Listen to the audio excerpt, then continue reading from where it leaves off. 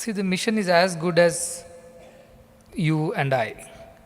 It's a collective effort of everyone, each one of you, from the gatekeeper to the trustees, to the faculty, teachers, staff, parents, children, devotees. It's a great collective effort. And without all being in it together, it's not possible to run this show. Think of 10 years ago when it was just a small little ashram with 2 schools or 3 schools here. Today there are, I don't even have count, only our Narsimurti has that elephant in memory to remember names of institutions. I can't even keep track of them now. And plenty of institutions in so many districts, so many things abroad, in healthcare, the nutrition. It's just unthinkable, common man's point of view. But all this is possible because each one is dedicated to this cause, committed to this cause. And each one does more than what is expected of them. That's why I tell. Most of the people work as a duty without love. Outside many places I see, they just drag themselves to their workplace and they carry on with things without any heart, without any interest. They have to perform a duty and they have to, so they go. But that's without love.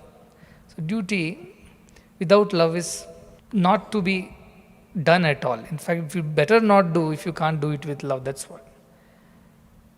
Abhorrable, it should be abhorred. Duty with love. Some people do their job because job is good, they like the job, so they do it with love. And they're bound to do that, that's why they do. If there was no duty, they might not have done it. Even though they do with love, they might not do it. For instance, a father is bound to look after the children, provide for them. He does it with love, that's his duty with love. A mother is bound to feed and look after the children, she does it with love, that's duty with love. But the duty with love, let's see, parents are there or some good people are there who want to do good, as at least to the extent of what is being expected of them. They do it with love. But then the greater idea is love without duty. That is divine. You love, duty happens. You primarily are loving people, and work happens in that love. There is no doing there actually, there is only happening there. When you love something or someone or some idea so much that you are ready to give everything for that sake, all other things are taken care of, they happen. For such people, that is true karma yoga. Where you become one with everything, one with that work, with that idea, with that commitment, with that cause. There is no doing there anymore. It's just happening then, without you realizing. So is there no hard work? Hard work is there. You have to put your effort, but you don't feel it is a burden. You don't feel a sense of burden in doing all that. That is the idea of love without duty. And this place has primarily grown, of course, because of divine grace and will, but more importantly because of people who are just doing love without any sense of duty in it. They do it 3 o'clock, 2 o'clock, 1 o'clock, doesn't matter because they are loving, they are concerned about each other. So it comes from within that we must do what needs to be done because we love them, we love each other, we love the work that we do. And that is why this is so efficient. So many people came during the last 2-3 weeks, new people, absolutely new. They have never been to Puttaparthi, they don't know Satya Sai Baba, don't know Shirdi Sai Baba also. Forget about knowing me, that's not possible. And they all saw everything and they said, this is not possible, this is not real. There is something here. How can all this happen? With all just these few people, so much has been achieved. It's not done by governments, it has not been done even by the most greedy and ambitious corporates won't achieve this much. Who are there to make profits? We are only here to serve. But so much has been done, every day so much is being done. It's only because of the people and their commitment to this cause. They don't see the clock and work. When the surgeries were going on, some of our junior students who have just finished their MBBS, they were assisting in the OT. And somebody like Dr. Krishna Manohar standing 14 hours straight, and not just standing, doing surgeries. So much of focus. These children got inspired. Subramaniam wouldn't take rest. And he's he's the chief anesthetist, but he'll come back anytime and look after, even ready to do night duty after having done the surgeries all through the day. He has no problem. Sister Janet came, she's OT in charge, she's more senior than Krishna Manohar, but she's sweeping and cleaning and wiping the dust off the things. No hesitation in doing that. No arrogance at all. No one-upmanship. No sense of position or authority. Everybody becomes one in that cause, willing to serve the child who is going to come. And we don't even know who that child is. Where is it coming from? Where is it going? We just know that we have got something to do with divinely ordained, and we are just here to do that out of all the love that we have. That's why there is so much of success. And these children were inspired. These MBBS students were telling me, we're so inspired by seeing these are so elderly people. They're so senior. Yet they don't mind standing or working or doing any odd job also. It is not asked of them. They're not duty bound to do it. Yet they just pick up and start doing because they feel it's all theirs.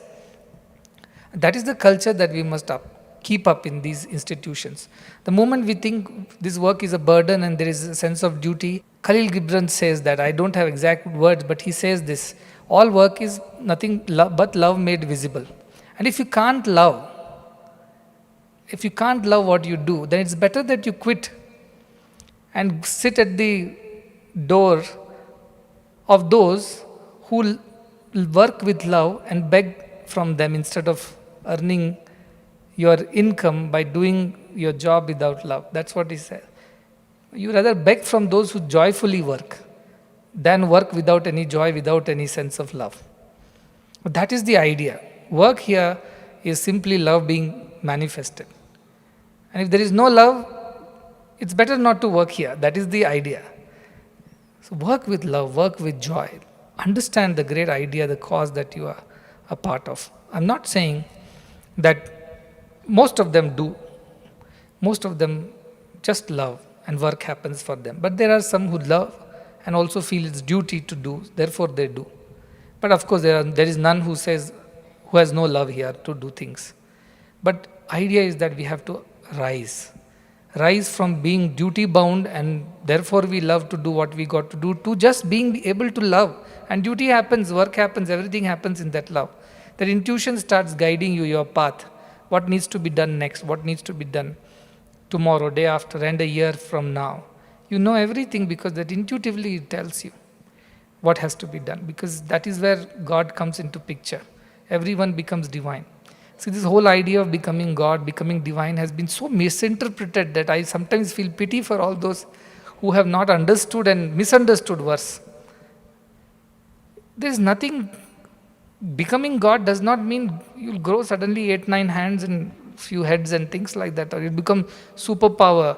You can materialize things, you can read people's mind, you can see the future and the past. All these yogis can do. It's just a science, another kind of science, that's it. Nothing more than that. But the real idea of becoming God is when you live in love all the time. And that love intuitively guides you what you need to do next. It gives you the courage to do it also. Even if you hesitate, even if you're afraid, even if you're uncomfortable, it gives you the idea, the courage, the intuition, everything that you require to do it. And you attract more and more abundance to yourself because you love. And that is what I am going on telling from the last few discourses, couple of discourses, that we have to grow out of this idea of serving somebody or doing because we have been told to do, be doing because we are loyal or committed to someone.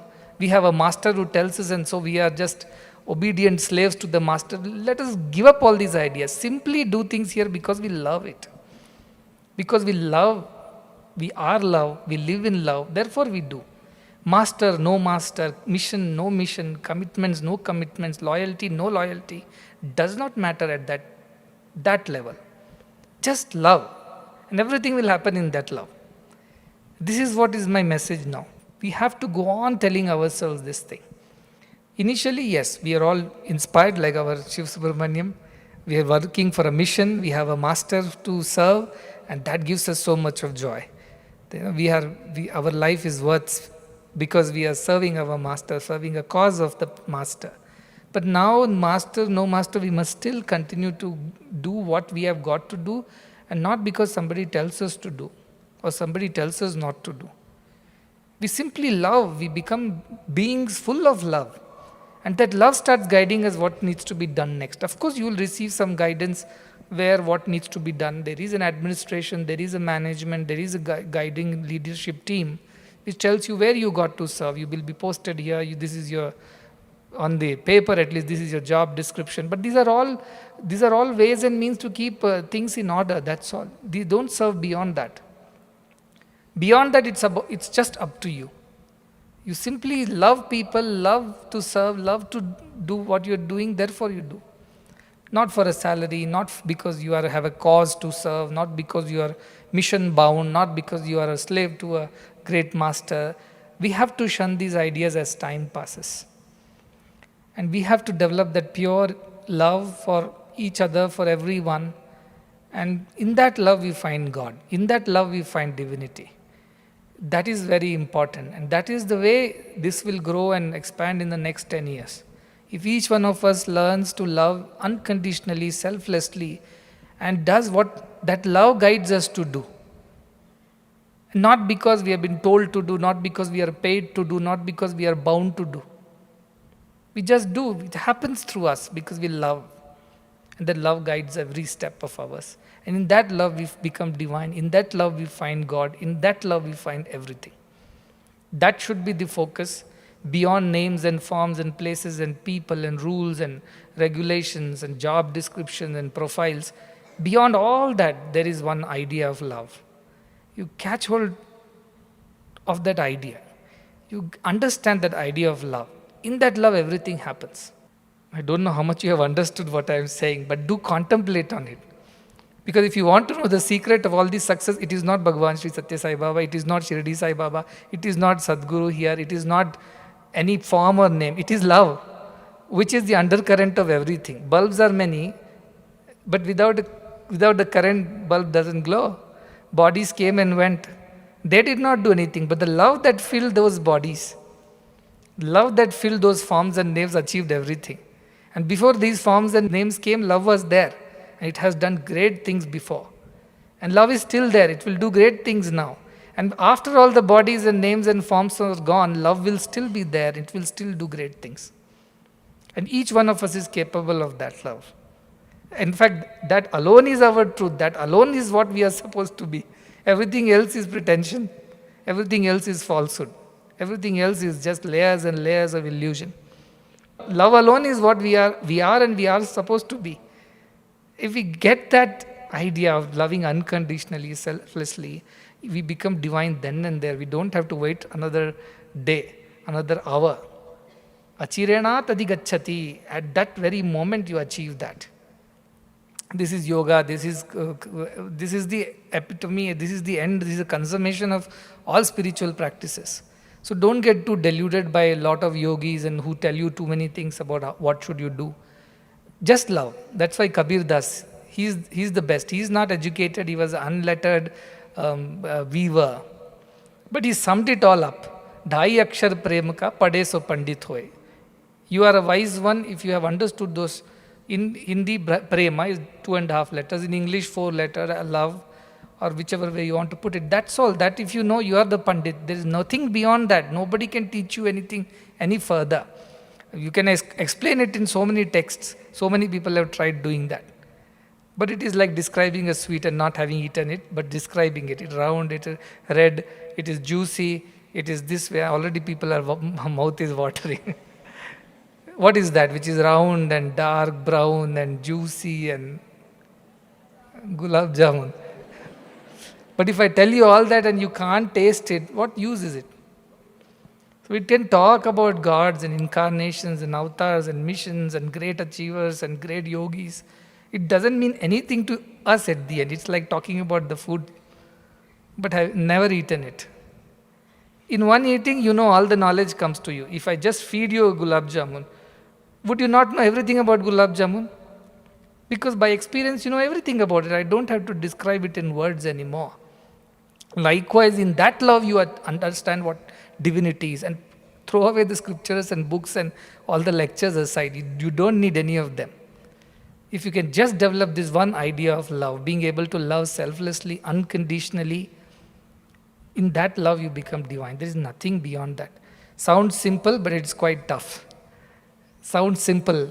Oh, just we have to love and that's it, we'll become divine. Yes, but unconditionally you have to love. Unselfishly you have to love. And that is what is divinity. Every other, there is a love everywhere. Brother, sister love each other, friends love each other, wife and husband love, mother and child, there is love. There is love in everything. But all those are not pure love. The pure love is divinity. And you have so much opportunity to do that. I always feel that such fortunate set of people, they can simply do things unconditionally here. Salary will come, that will come as prasadam. But that is not, you don't keep an eye on that anymore. You don't keep an eye on what benefits do I get by working for an organization like this. You don't worry about whether I'll be taken care of or not, what will be my future, what will be my career path. Leave all those ideas aside. Just thank your fortune that you have been chosen to love. You have been given an opportunity to love. How great that is. Not everywhere we get this opportunity to love. We get the opportunity to do work. We get an opportunity to earn an income. We get an opportunity to progress in a career path or whatever. But here is an opportunity to simply love and everything else will happen. I don't know how much justice I have done to this idea, but this has been plaguing my mind. This is occupying all my thoughts for last couple of days. And I want to get it across to each one of you. That you are very fortunate because you have got an opportunity to simply love here. And work will happen. Income will happen, children will grow, they'll study, hospitals will run, nutrition will happen, families will be happy, everything will be taken care of. If you just learn how to love, you become divine in that love. And beyond names and forms and ideas and of all kinds of illusions, there is that love. That love alone is divine. If you understand that love, you have understood everything. If you have not understood that, but you have understood all other aspects of this organization, you have understood nothing. Love alone is true, love alone is God, love alone is divine. And if we can understand that love, experience that love, live in that love, everything else will happen. That is the final thought you must carry with you tonight and contemplate on it and try to practice it in little things that you do every day. Try to do it unconditionally. In every day you become a little more pure and you start experiencing the joy of it. It will never be a burden anymore. Somebody, and when I was passing by a girl whose birthday was there, she said, "Swami, please bless me to love you selflessly." I had to tell her, you have to love everyone selflessly. That is when you become divine. Loving me selflessly doesn't make you divine. Let me tell you, that is devotion. That is devotion. Loving me is devotion. That's not spirituality. Keep those two very, very clear. Devotion is to love a name and a form, a cause, a mission, an idea, anything. That is devoted. You're devoted to sports, you're devoted to music, you're devoted to a guru, you're devoted to a god. That is devotion. That's not spirituality. Spirituality is when you can have the same amount of devotion for everyone, irrespective of whether they can be of any use to you, they can help you, they cannot help you, doesn't matter. You simply unconditionally, when you love everyone, that is spirituality. So a lot of people have devotion here, but I have a problem with that now. I encouraged it so far because it was necessary to bring you till here. So I encourage the idea of devotion, that you are serving an avatar, serving a master, serving a guru, serving a mission and a cause. That is all devotion. You have done well. I must give you credit for that. You have done well in devotion, but the next exam is of spirituality and not devotion. So having passed in devotion, now you must step up to learn spirituality. And spirituality is, in one word, love. That pure, unselfish love is spirituality. So devotion helps you come till here. It doesn't take you further. It doesn't take you further. It leaves you here. And beyond that, if you have to go, you must learn to love. Unconditionally, unselfishly, everyone, everything. Practice that, because that is the next phase. And that is where we all are heading. And we'll be heading quite fast. We'll be going quite fast. There's no time I don't have much time to wait for everyone to, take their own sweet time. It's not possible. You must start now and here. And don't delay any further. How many of you have understood? Please raise your hand. So you practice that in little things you do with love. That's all I'm saying. I'm not expecting you to suddenly love all the world. Not possible in one day.